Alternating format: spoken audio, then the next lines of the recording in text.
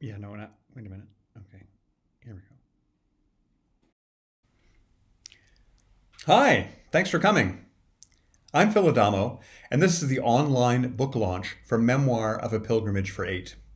Pilgrimage for Eight tells the story of people trying to recreate a journey of eight medieval monks who in 1230 AD left their monastery in Burgundy and headed to the far north of Scotland to found a new monastery. I've asked some of the creators and participants of the pilgrimage to talk about their experiences, to give some context and background as a kind of setup for some of the pieces that I'll read today. So let's begin there, and I'll return shortly.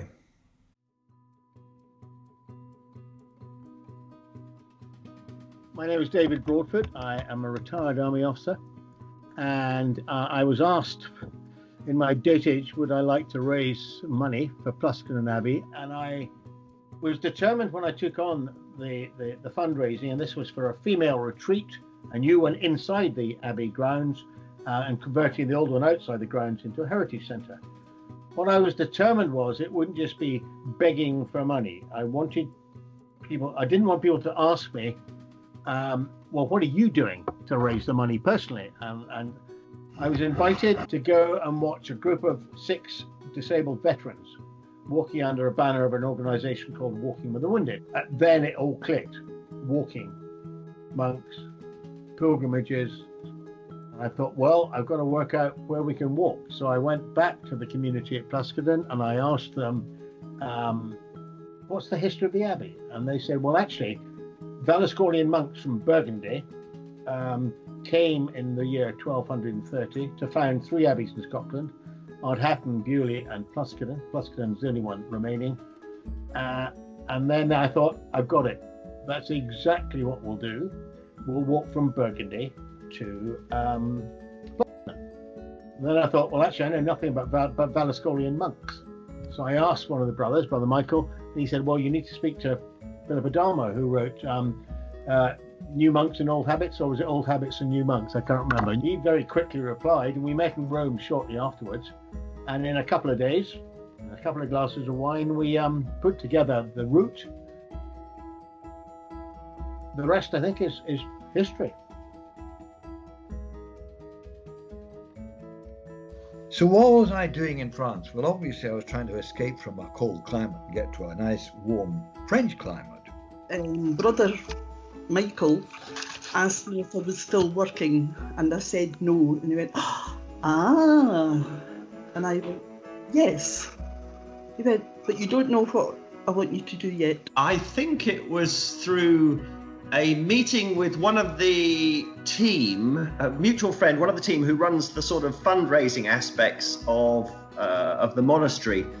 And she said, oh, have you heard, because she knows I enjoy sort of long distance working, have you heard that the Pluscarden are putting together a long distance pilgrimage? I think you should go along. And she's the sort of lady to whom a refusal is not really an option. So what was my excuse? Well, we had this pilgrimage, 1,230 miles, and you can't do that in one day. So you've got to choose a route that is pleasant, not along motorways, not through industrial estates, and not too challenging. So it can't be straight up Mount Everest. It can't be through a mosquito-ridden swamp. I got in touch with David and was sort of instantly hooked on that cocktail of adventure and learning and excitement, really. So for me, it was a no-brainer. And then at the end of every day, people are going to be exhausted. They want somewhere to eat and somewhere to sleep. Cooking for everybody was great because you never knew what kind of facilities you would have.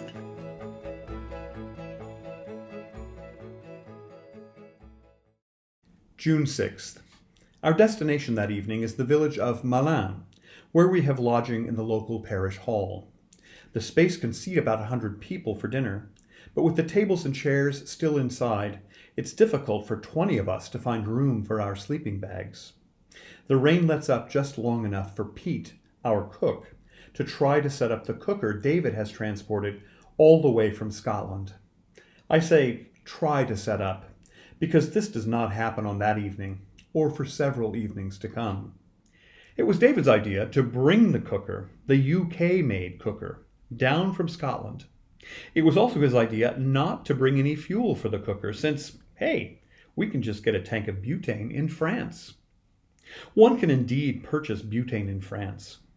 It comes in portable storage tanks that look just like the tanks that one can purchase in the UK.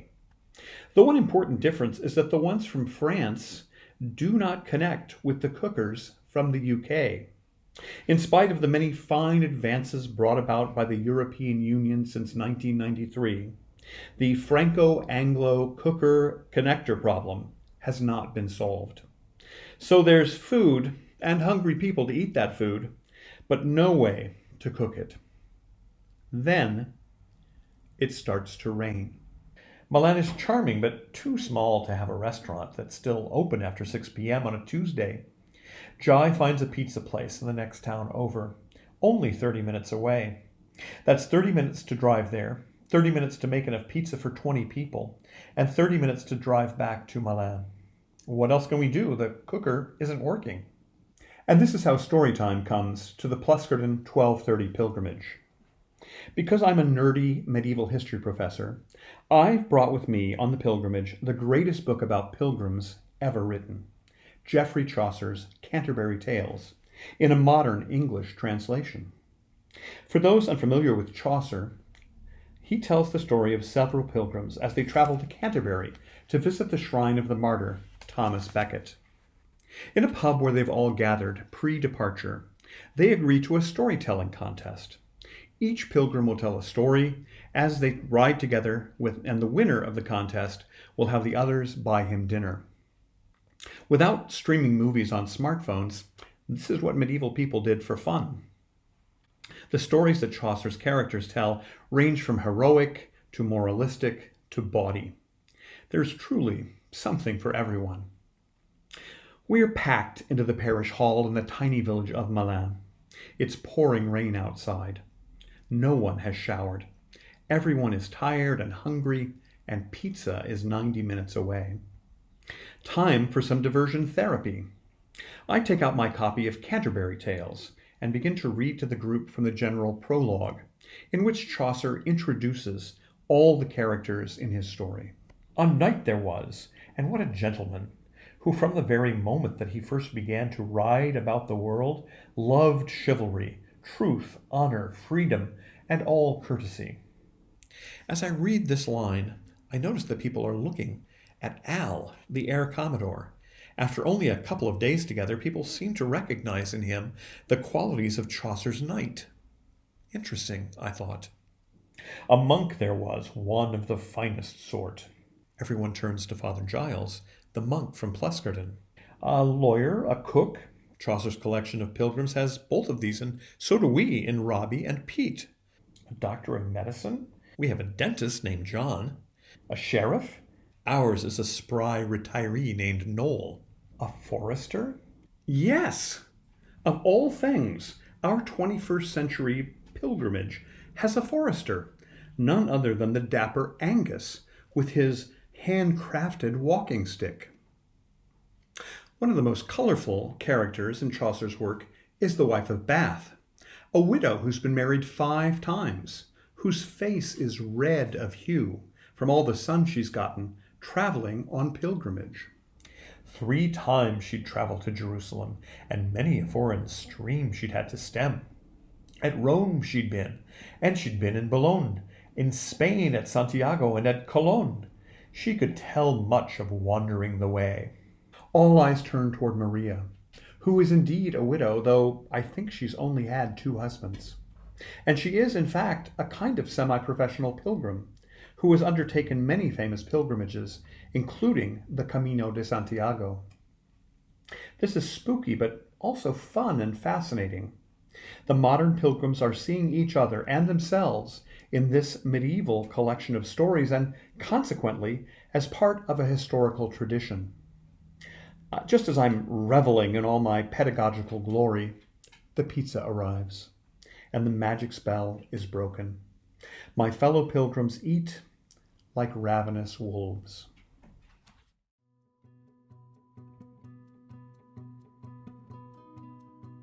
mean, the thrill for me was over this 2-year period was the number of people I met who I'd never have normally met before, and watching them from the day they sort of signed up, and each person had to raise £1,230 in line with the Abbey founding date. It was good travelling with other folks we didn't know. It was very nice travelling with my husband. That was fine, and a friend, and particularly, a close friend who came with us. I suppose that's the fun part of it, is that all the different characters interacting. And they all have their own idiosyncratic tastes. You put an eclectic group of people with different faiths or no faith together, it's not all going to be plain sailing. If the pilgrimage did anything, it revealed slowly, in some cases, faster than others. It peeled off layers of civilization, if I can put it that way. There were some very, very different characters and characters destined not to get along. Some are friendly and some are touchy. People don't instantly get on. How was the pilgrimage? It was quite an experience.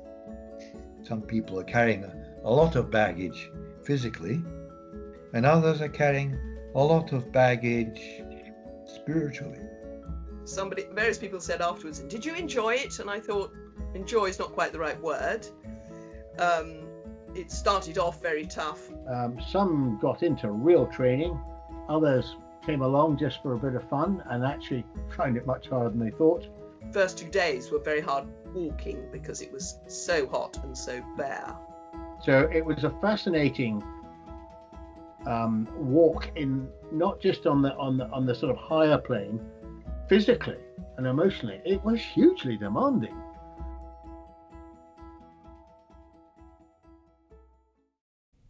June 20th. Today we head for Mery-sur-Marne. The pilgrim's stamina and resolve are put to the test. The path thereon is an ancient Roman road, paved stones in a straight line with nary a shade tree in sight. This is exactly what Romans needed to quickly dispatch their legions throughout the empire.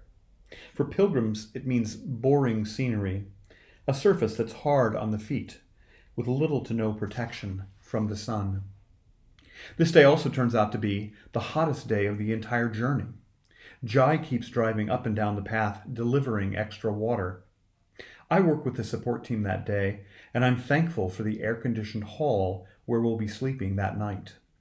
By the time they arrive at the parish hall in Mery-sur-Marne, the pilgrims are spent, both physically and psychologically. The villagers at Mery-sur-Marne are genuinely excited to welcome the pilgrims to their parish hall. They've set an elegant table and are bringing wine and food at 7. At 5, parishioners will pick up small groups of pilgrims and take them to their homes for baths and showers. Robbie and Julia, a new pilgrim from Germany, are among the first to arrive. Robbie immediately does what any self-respecting pilgrim should do. He sets up his sleeping space. He decides that of all the spots in the hall, the best space for him is beside the elegant dining table, which the parishioners have laid out. He starts rearranging things to his liking. I intervene. "Hey, Robbie," I say, "would it be possible to wait to get settled till after dinner? The townsfolk have set this nice table, and they'll be joining us later for dinner. We might try to keep it nice for them." I'm probably making myself sound much kinder and more reasonable than I actually was. All I remember is Robbie's response. "I'll set up when and wherever I bloody well please," says Robbie. Then comes Julia's response. "Leave my friend alone." Unexpected, I thought. They seem to have no sense of anything except themselves. I'm trying to look out for them and maintain relationships with the locals. I leave the hall in a huff and go outside where steam is coming off the pavement in waves. It never occurs to me that Robbie and Julia's responses are directly related to the heat, which they've been walking in all day. I've been driving in the air-conditioned van or setting up in the air-conditioned hall. Al comes out and calmly explains this to me. "Some of these blokes have been pushed beyond their physical limits," he says. "Don't take it personally." Shortly thereafter, the shower convoy arrives. A sturdy French woman named Madame Bonhomme is in charge.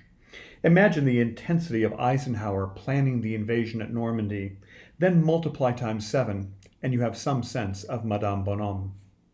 She has a list of every parishioner who's going to drive the pilgrims to their homes to freshen up, and how many pilgrims each parishioner will take. Madame Bonhomme and the parishioners speak no English. None of the pilgrims except me speaks French.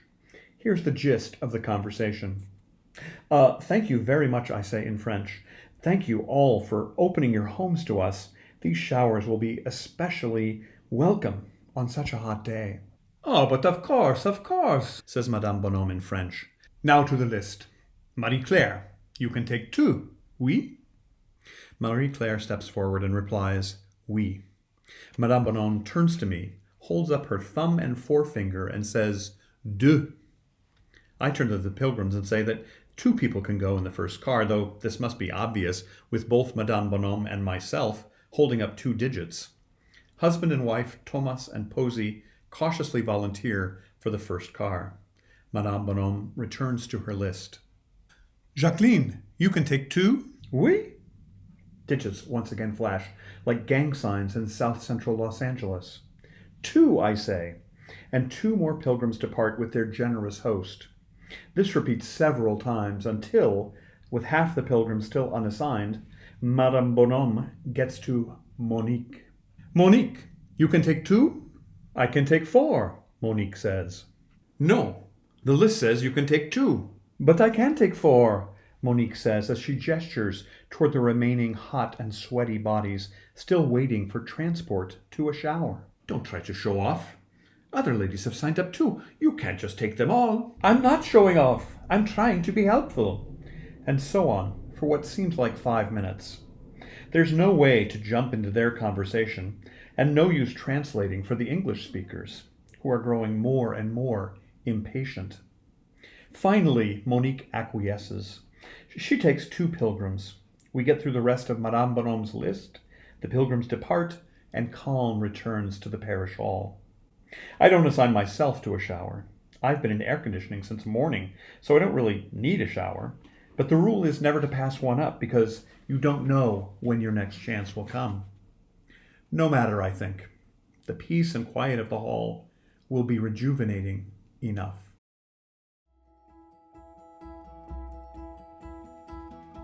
As a largely secular person, I was slightly tangential to the sort of the pilgrimage and the religious aspects of it.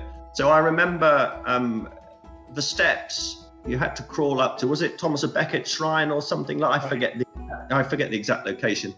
And I remember sort of standing at the bottom of it, watching the other pilgrims, with deep religious intent, go kneeling up the steps, thinking, well, I'm not really sure how I should play this. It's clearly very meaningful for them on a religious, significant scale. For me, do I pretend and sort of follow the herd, or what do I do? And in the end, I made the decision that it would be false of me to pretend. So I sort of walked quietly up in as respectful a manner as I possibly could. But I remember looking back and watched dear Anne, struggling a wee bit because she's a lady of some stature. Well, I'm a very unfit person, trying to get better.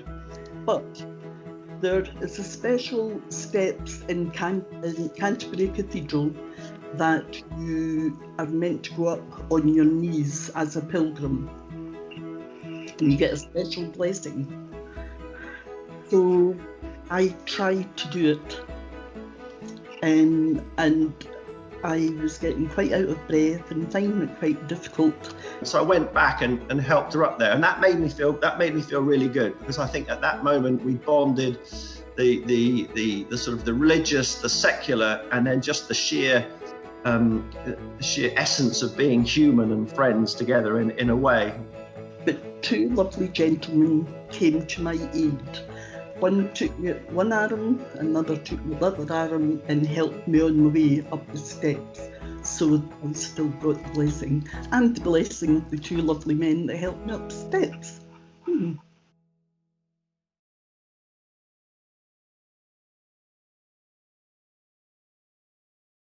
July 4th. Tonight we stay in the convent of Minster Abbey in Kent. Father Giles is in the priest's room, which has its own shower. The men are sharing a common room called St. Benedict, but many, including myself, are taking advantage of the fair weather and sleeping outside within the monastery's walls. The drone is up, taking shots for the documentary. Its annoying buzz provides contrast to the serene monastic setting. I've taken a liking to Chris, even though he's a spacey 25-year-old.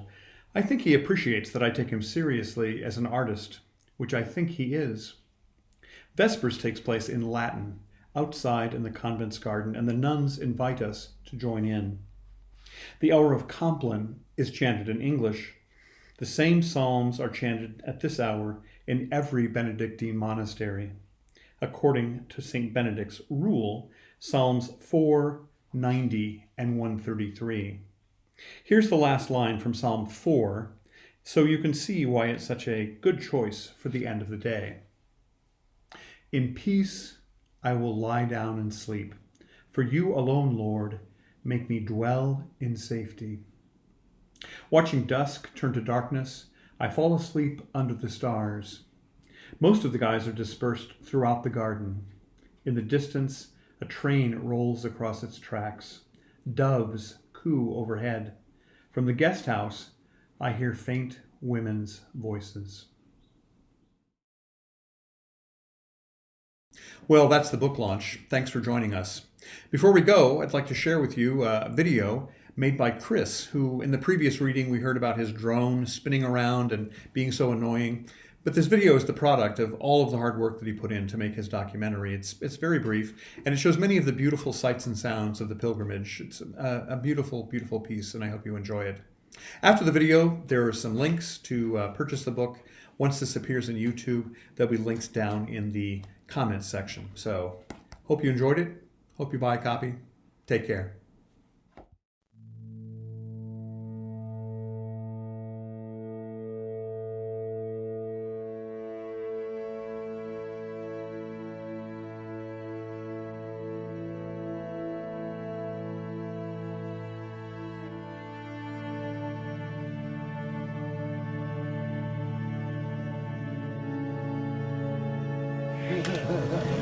Please make sure that you walk with somebody else and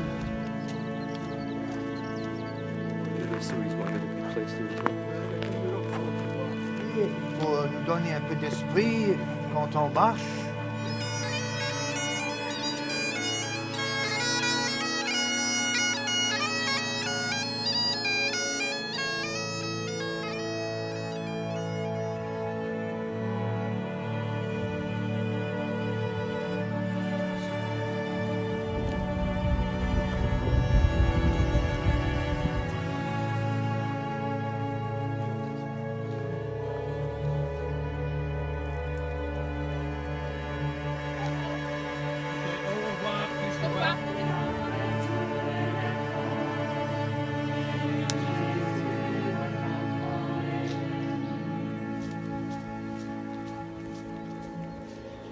I see you.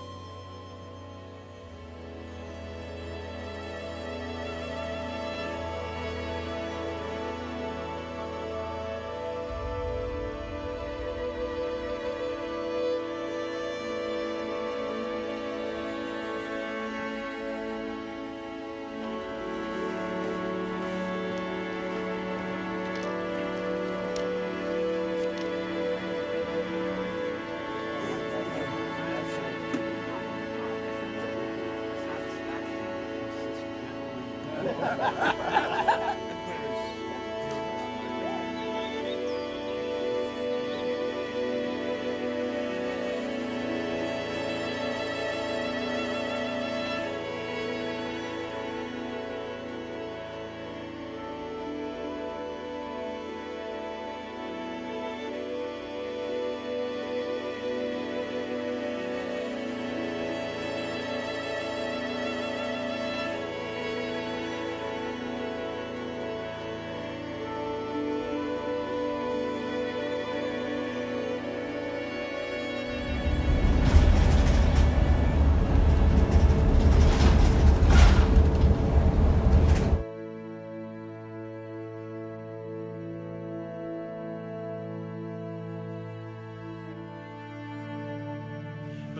like a red dot in the middle of a target. You were looking. I think it's that one.